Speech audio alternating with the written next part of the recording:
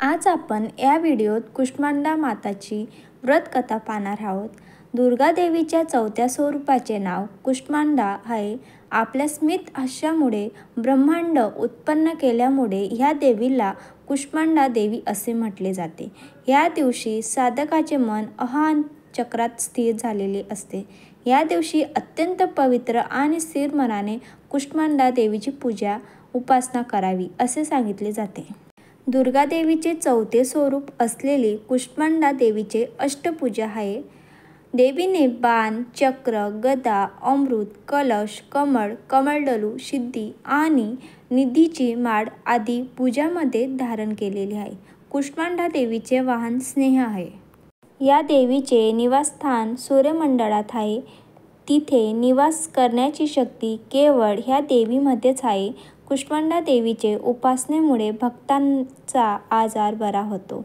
या भक्तीमुळे आयुष्य, यश, शक्ती आणि आरोग्यात वाढ होते। मनुष्य पूर्णपणे देवीला शरण गेला तर त्याला शांती आणि समृद्धीच्या वाटेवर जाता येते। कुष्मांडा देवीची उपासना मनुष्याला रोगापासून मुक्त करून सुख, समृद्धी आणि प्रगतीकडे घेऊन जाणारी ही देवी आहे, अशी मान्यता असल्याने सांगितले आहे। कुष्मांडा देवीची व्रताची कथा।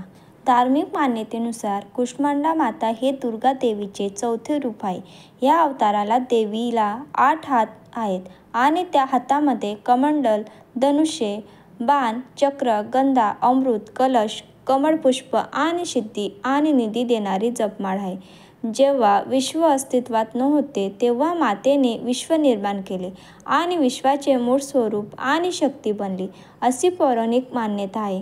देवी कुष्मांडा एकमेव देवी आहे जी सूर्यमंडळाच्या आतील लोकात निवास करते। देवी कुष्मांडाची पूजा केल्याने सर्व दुःख आणि पाप दूर होतात, अशी धार्मिक श्रद्धा आहे। जर तुम्हाला माझा व्हिडिओ आवडला असेल तर जास्तीत जास्त शेअर करा, लाईक करा, कमेंट करा आणि नवीन असाल तर चॅनलला सबस्क्राईब करायला विसरू नका। धन्यवाद।